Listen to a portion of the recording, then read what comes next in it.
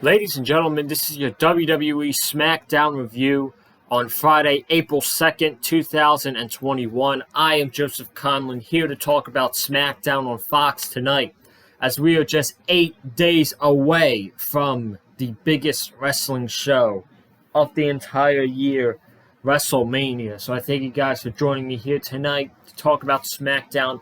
Honestly, I am not going to be here for that long tonight. I don't plan on doing a long review. I have a lot to talk about on the Big Fight Field podcast tomorrow. So it's probably going to be, we're probably not going to do a podcast next week because of WrestleMania and my busy schedule going to Tampa for the show and all that stuff. So I think it's best that next week there's going to be no podcast. So I am going to talk about a lot of stuff on tomorrow's episode of the podcast. So I just want to get that out there right now. You are not going to want to miss tomorrow's episode of the Big Fight Field podcast. It is going to be a must watch. I'm telling you guys right now. You're not going to want to miss it. But we're going to talk about tonight's episode of SmackDown, which really, honestly, nothing really happened on the show tonight besides, I guess the main event was okay, and the segment with Logan Paul and Sami Zayn with the red carpet documentary. That is basically the only thing that I got out of this show tonight. Besides that, this show just felt like a stepping stone to get to WrestleMania week, to get to the go-home shows. If next week's SmackDown even is a go-home show, which I do have a lot to say about that tomorrow on the Big Fight Field podcast, so I am going to save my thoughts for tomorrow's podcast. But before we do, excuse me. Whew. If you guys have not already, be sure to check out this week's reviews here on the channel. We have Monday Night Raw for Monday night. We have AEW, which is doing fantastic, from Wednesday night, and we have NXT on Thursday, the go-home show before TakeOver Stand and Deliver. Let's get into tonight's SmackDown. We had an opening segment from Edge with a promo talking about, how he felt like this wasn't all necessary, but it might have been necessary because it wouldn't be necessary if Daniel Bryan didn't weasel his way into the main event of WrestleMania. And he said smashing the steel chair across the back of Roman Reigns and Daniel Bryan just felt really, really good to him. And when he looked in the mirror after that attack, he saw the Rated R Superstar, and the Rated R Superstar is going to WrestleMania, and he is going to become the Universal Champion. That was just some of the stuff that he said on tonight's show. I don't remember all of it, but it was a very good promo from Edge. It was very good stuff to open up the show. And I think that the Rated R Superstar is the best version of Edge, the heel version. I'm no doubt in my mind that Edge is a full-blown heel going into this match at WrestleMania. You're not telling me he's a tweener or he's a babyface. No, he's a heel, okay? He's a heel, Roman Reigns is a heel, and Daniel Bryan is playing the role as a babyface. So, it's a very good segment, and he was out later in the night on commentary for the Daniel Bryan, Jay Uso street fight. Then we had an 8-man tag with the Alpha Academy and the tag team champions, Robert Roode and Dolph Ziggler. They went up against the Mysterios and the Street Profits. The Alpha Academy, Otis gets the win over Montez Ford with a second rope frog splash for the win. And then after the match, Alpha Academy, they stare face to face with the Dirty Dogs. So this was just to set up their match for the SmackDown Tag Team titles, which is not happening at WrestleMania. that is actually happening at what WWE is calling it WrestleMania SmackDown. I guess this is going to be your pre-show. This is going to be your pre-show to WrestleMania. They're going to give you 2 pre-show matches next week on SmackDown with this Fatal 4-Way SmackDown Tag Team title match and the Andre the Giant Battle Royal, which, again, I will have more on tomorrow on the podcast, so be sure to tune into that. We then had a face-to-face with Seth Rollins and Cesaro. Nothing really too crazy here, just Rollins and Cesaro cutting a promo on each other. Rollins is calling himself Mr. WrestleMania. Please. That crown deserves to go to Shawn Michaels or The Undertaker. Not you, Mr. Rollins. Not you. So he calls himself Mr. WrestleMania, and he says Cesaro is under a lot of pressure because this is the biggest match of his career. It's his first big match at WrestleMania. Really his first big match that means a lot, I guess. And then Cesaro was talking about swinging Rollins. This whole feud has been about respect and Cesaro swinging Rollins. And Rollins trying to refuse to swing, but this was decent for what it was. Rollins was then pissed off by Cesaro bringing up the swing, and he's like, you know what? Let's do this right now. We don't have to wait till WrestleMania. And then Rollins just leaves the ring and heads to the back. So this was a decent segment, but it feels like WWE has done everything it could. It could have been a much better build, but it feels like this feud has ran out gas of what to do on the build to this match at WrestleMania. But I tweeted this out earlier tonight, and a lot of people agree with me. Do not sleep on the Seth Rollins-Cesaro match at WrestleMania, because that could honestly be, in my opinion, the best match on both nights.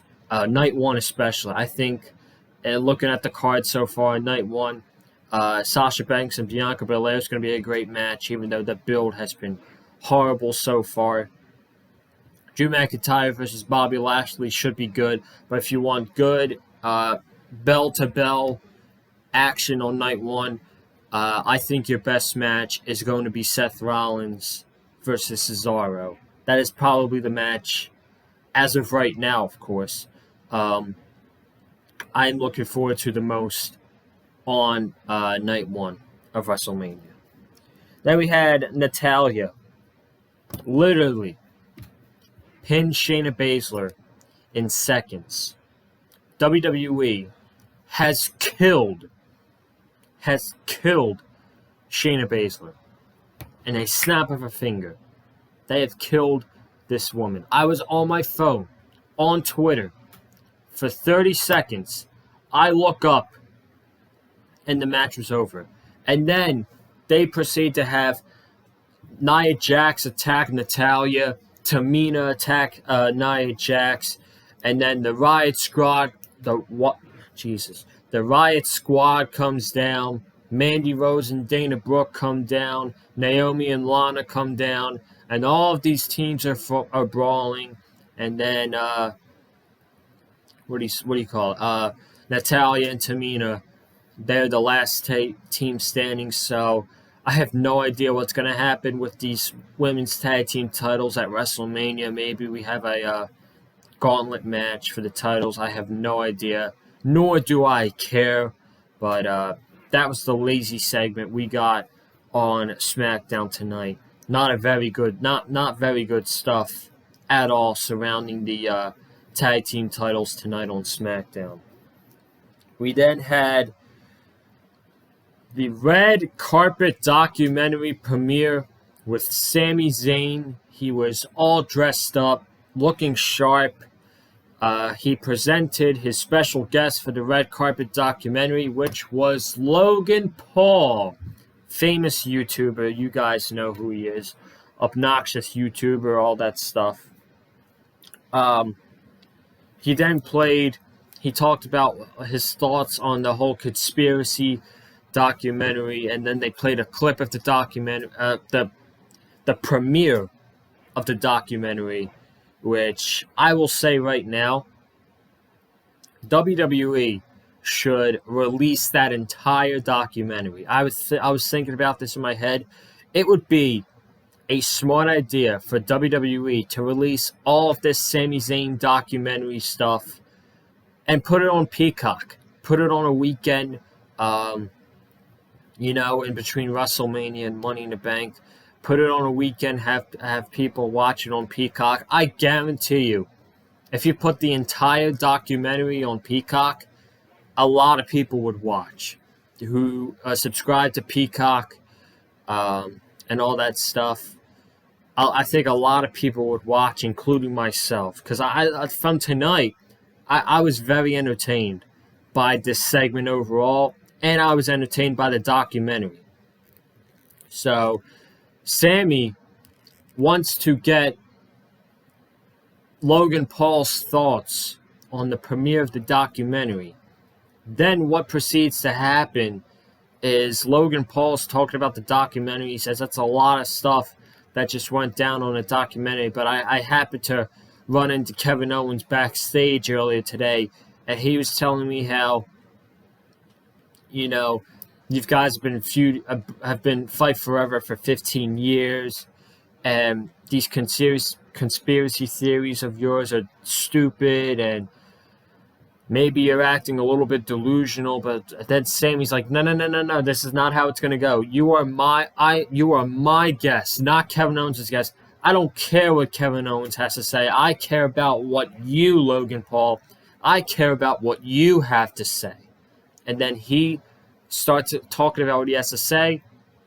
Sami Zayn eats a stunner from Kevin Owens, and then he proceeds to shove Logan Paul out of the way. And Logan Paul is going to be at WrestleMania. I believe he is going to accompany Sami Zayn to the ring at WrestleMania. So Logan Paul, it seems like WWE is going to have celebrities on both nights of WrestleMania. They're going to have Bad Bunny on night one in his match with The Miz, and they're going to have Logan Paul on night two, probably getting involved in the Kevin Owens and Sami Zayn match at WrestleMania. But I thought this was a very good segment. Logan Paul was not bad at all in this segment. He spoke realistically, if that makes sense to you guys. He came off genuine, and it wasn't forced at all. So I was actually a pretty big fan. I was not a pretty big fan, but I was a fan of this segment. For overall, this was a good segment tonight. We got a good segment with the whole red carpet documentary premiere. And like I said before, if I'm WWE, I am releasing that entire documentary on Peacock.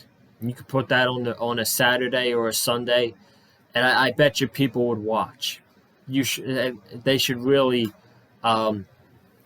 they should consider doing that. I think that'd be a smart idea. Then we proceed to have Bianca Belair versus Carmella. This match went about 7 minutes. Bianca Belair wins with the KOD, the Kiss of Death. I don't know if you guys heard this, but Corey Graves was, I don't know what he was thinking, but he was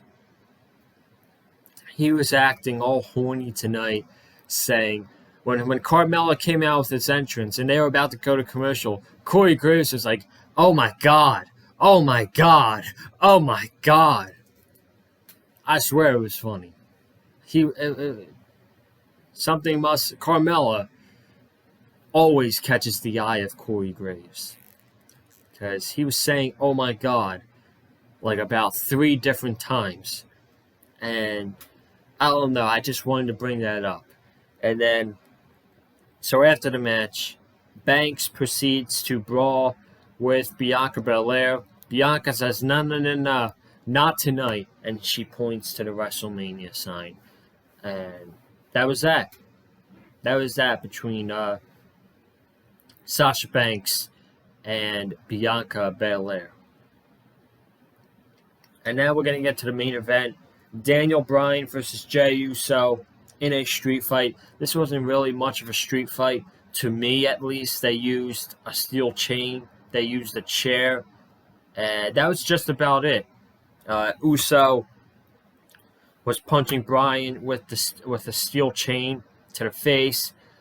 Frog splash, Uso splash. Bryan kicked out.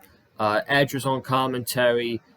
He threw Uso into Edge, and Edge... no, that didn't happen. He attacked him after the match. Then Bryan proceeds to give elbows to Jay Uso with a steel chain wrapped around his elbow. So he's elbowing down Jay Uso, puts him in the yes lock. He taps out Jay Uso. Roman Reigns has his hand in his face.